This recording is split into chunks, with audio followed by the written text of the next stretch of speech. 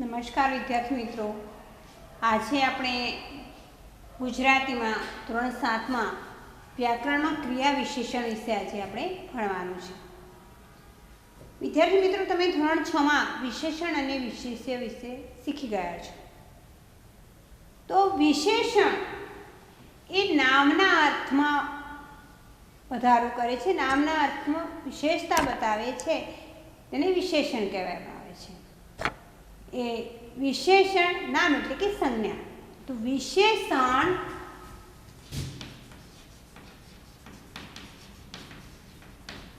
સંજ્ઞાના આકાર, રંગ, ઊંચાઈ, સંજ્ઞાના આકાર, રંગ, ઊંચાઈ, ગુણ,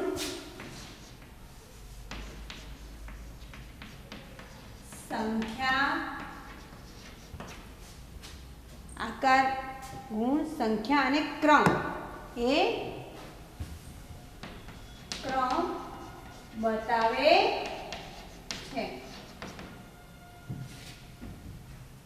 એ સંજ્ઞાનો આકાર, રંગ, ઊંચાઈ, ગુણ અને ક્રમ બતાવે છે. આપણે એક ઉદાહરણ જોઈએ કે વફાદાર કૂતરાએ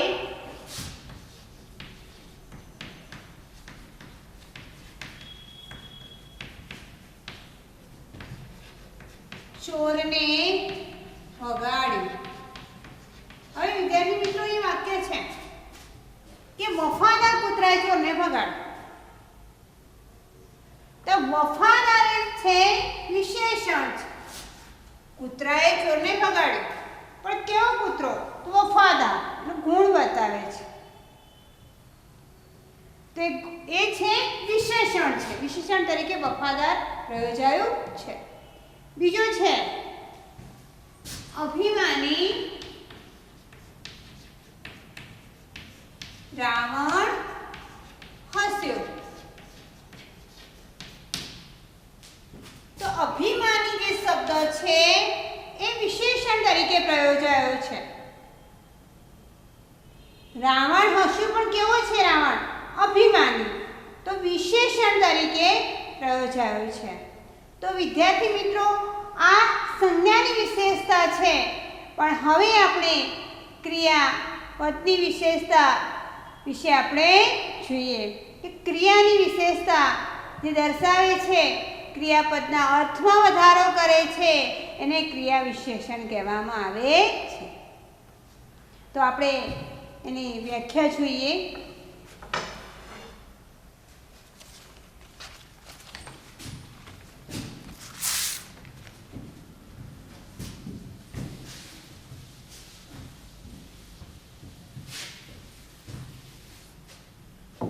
તો ક્રિયા વિશેષણ એટલે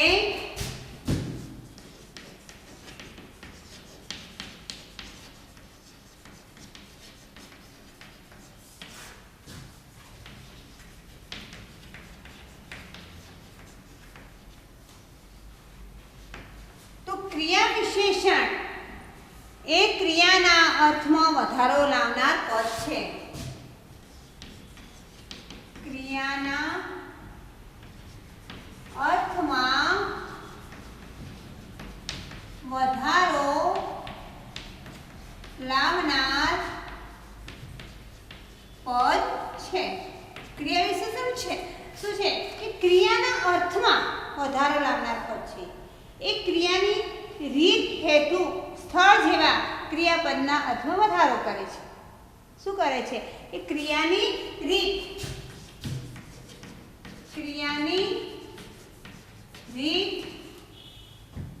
હેતુ, સ્થળ જેવા ક્રિયાપદના અર્થમાં વધારો કરે છે. એટલે કે એની વિશેષતા દર્શાવે છે. શું કરે છે? એની વિશેષતા, ક્રિયાપદની વિશેષતા દર્શાવે છે એને ક્રિયા વિશેષણ કહેવામાં આવે છે. એના 8 પ્રકાર છે આમ તો, પણ આપણે ભણવાના નથી, પણ ખાલી ક્રિયા વિશેષણ વિશે સમજવાનું છે. પરંતુ આપણને થોડું જ્ઞાન હોવું જોઈએ કે એના પ્રકાર કયા કયા છે. તો એનો પહેલો પ્રકાર છે સ્થળવાચક ક્રિયા વિશેષણ. બીજો પ્રકાર છે સમયવાચક ક્રિયા વિશેષણ. ત્રીજો પ્રકાર છે હેતુવાચક ક્રિયા વિશેષણ. ચોથો પ્રકાર છે રીતિવાચક ક્રિયા વિશેષણ. પાંચમો પ્રકાર છે ક્રમવાચક ક્રિયા વિશેષણ. છઠ્ઠો પ્રકાર છે સંભાવનાવાચક ક્રિયા વિશેષણ. સાતમો પ્રકાર છે પ્રમાણવાચક ક્રિયા વિશેષણ. અને આઠમો પ્રકાર છે અભિગમવાચક ક્રિયા વિશેષણ. આ એના 8 પ્રકારો છે. તમે આગળ ભણશો ત્યારે તમારે ક્રિયાપદના પ્રકાર વિશે ભણવાનું થશે. ફક્ત અત્યારે આપણે ક્રિયા વિશેષણ વિશે જોઈએ. તો પહેલાં આપણે ક્રિયા વિશેષણ વિશે એના ઉદાહરણોની ચર્ચા કરીશું અને એના વિશે વધુ સમજીશું આપણે.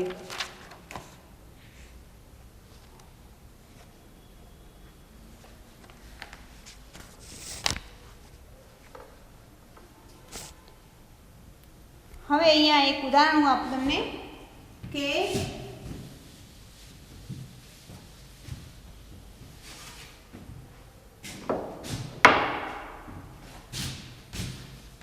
રમેશ લખે છે. રમેશ લખવાની ક્રિયા કરે છે, પરંતુ બીજું વાક્ય જોઈએ કે રમેશ સરસ લખે છે.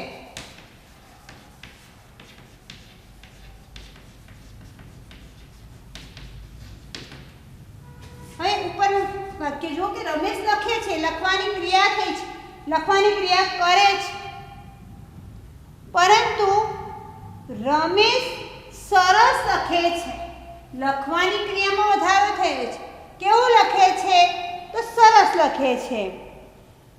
હવે બીજો પ્રશ્ન છે, બીજું ઉદાહરણ છે કે દાદા ધીમે ધીમે ચાલે છે.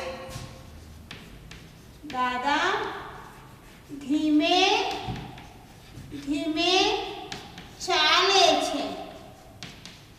દાદા ચાલે તો છે, પણ કેવી રીતે ચાલે છે દાદા? તો ધીમે ધીમે ચાલે છે. ચાલવાની ક્રિયા કેવી છે? ઝડપી છે કે ધીમી છે? તો ચાલવાની ક્રિયા અહીંયા ધીમી ધીમી છે. એના પછી આપણે બીજું ઉદાહરણ જોઈએ કે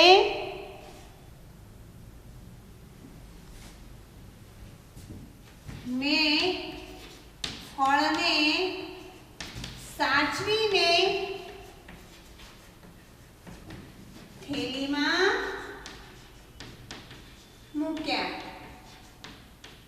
મેં ફળને મૂક્યા તો ખરા, પણ કેવી રીતે મૂક્યા છે? સાચવીને મૂક્યા છે. કઈ રીતે મૂક્યા છે? સાચવીને મૂક્યા છે. હવે એના પછીનું એક ઉદાહરણ જોઈએ કે નટુ સરસ હસે છે. સરસ હસે છે. હસે છે પણ કેવું હસે છે? સરસ હસે છે. એના પછી આપણા પાઠ્યપુસ્તકમાં પણ ઘણીવાર પ્રશ્નમાં પૂછાતું હોય છે કે ક્રિયા વિશેષણ ઓળખાવો. તો આપણે થોડા ઉદાહરણ એના જોઈએ કે એક ઉદાહરણ છે હું આગળ લખી ગયો છું.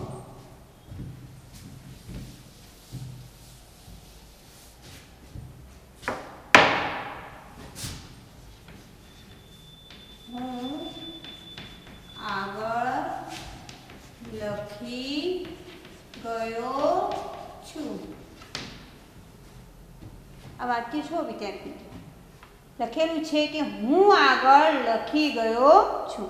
તો અહીંયા લખવાની ક્રિયા થઈ છે કે હું લખી ગયો છું, પરંતુ એમાં ક્રિયા વિશેષણ તરીકે શું વપરાયું છે? કયું પ્રયોજન? તો આગળ. તો આગળ એ શું થયું? ક્રિયા વિશેષણ.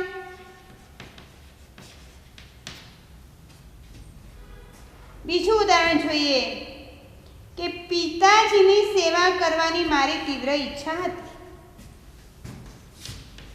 પિતાજીની સેવા કરવાની મારી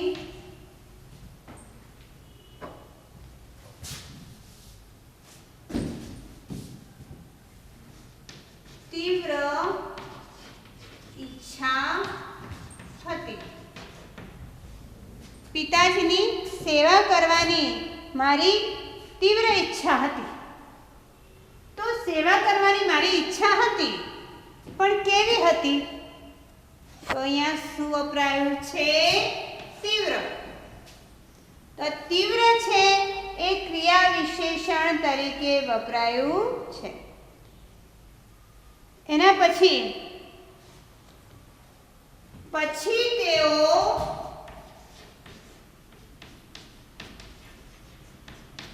હળવેક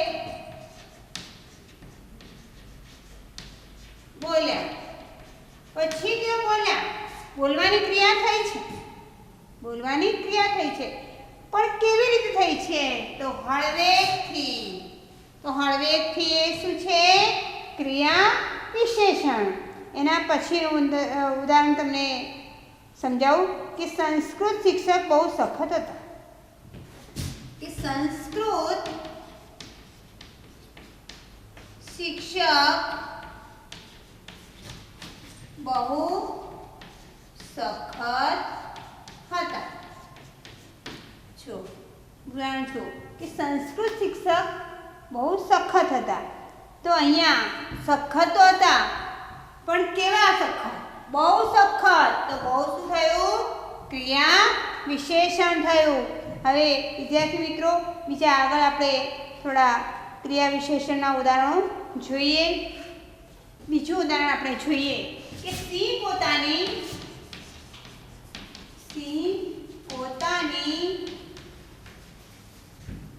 રાણીને બચાવવા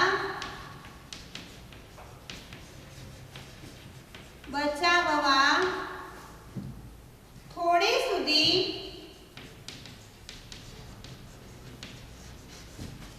પાછળ ગયો. પોતાની રાણીને બચાવવા થોડે સુધી પાછળ ગયો. તો અહીંયા થોડે સુધી અને પાછળ એ શું છે? ક્રિયા વિશેષણ છે. શું છે? ક્રિયા વિશેષણ છે. એના પછી ઉદાહરણ છે સિંહ ક્યાં સુધી આંખો મીચીને પડ્યો. સિંહ ક્યાંય સુધી આંખો મીચીને પડ્યો. તો શું આવશે?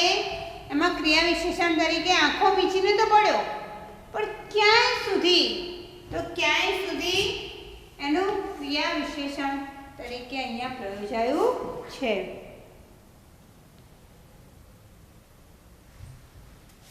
એના પછી છે સિંહે સહેજ આંખ ખોલીને જોયું. તો અહીંયા સહેજ આંખો ખોલીને જોયું. જોવાની ક્રિયા થઈ છે, પણ કેવી થઈ છે? સહેજ. એટલે કે અહીંયા ક્રિયાપદના અર્થમાં અહીંયા વધારો થયો છે. ત્યારબાદ આપણે આગળ જોઈશું કે એના ઉદાહરણો જો વધારે સમજીએ આપણે, એટલે આપણને વધારે એમાં જેટલા ઉદાહરણો વધારે જોઈશું એટલી વધારે આપણને સમજ પડશે. તો જોઈએ, તમે તો મૂંગા રહ્યા. અમે તો મૂંગા રહ્યા. અહીં રહેવાની ક્રિયા થઈ છે, પણ કેવી છે? મૂંગા. તો મૂંગા શું છે? ક્રિયા વિશેષણ. શું થયું? ક્રિયા વિશેષણ. એના પછીનો બીજું ઉદાહરણ આપણે જોઈએ તો મધુ અંદર બેઠી.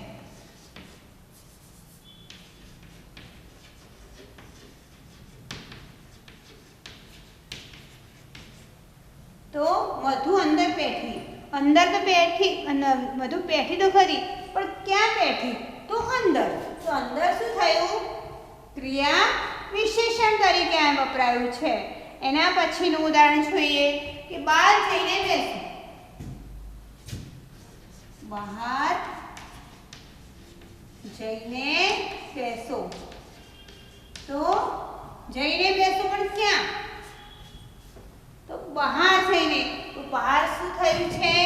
ક્રિયા વિશેષણ તરીકે શબ્દ પ્રયોજાયો છે. આમ ક્રિયાપદના અર્થમાં વધારો કરે એને ક્રિયા વિશેષણ કહેવામાં આવે છે. ગાડી ક્યારેક મોડી આવે છે.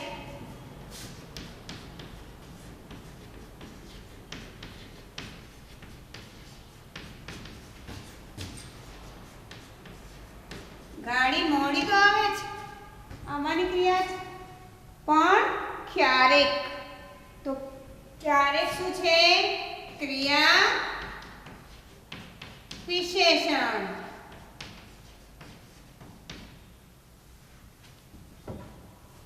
બીજું એક ઉદાહરણ લખીએ કે પ્રાચી લખે છે અને પ્રાચી ઝડપથી લખે છે. લખવાની ક્રિયા કરે છે પણ કેવી કરે છે? ઝડપથી. તો એ ઝડપથી છે એ ક્રિયા વિશેષણ તરીકે વપરાયું છે. એના પછી એક જોઈએ કે માનસી અત્યારે ખડખડાટ હસે છે. માનસી ખડખડાટ હસે છે.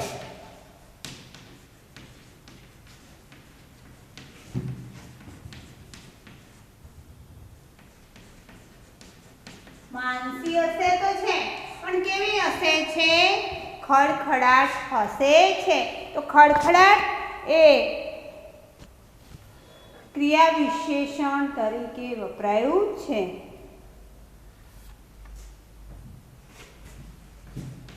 થેલી આંગણામાં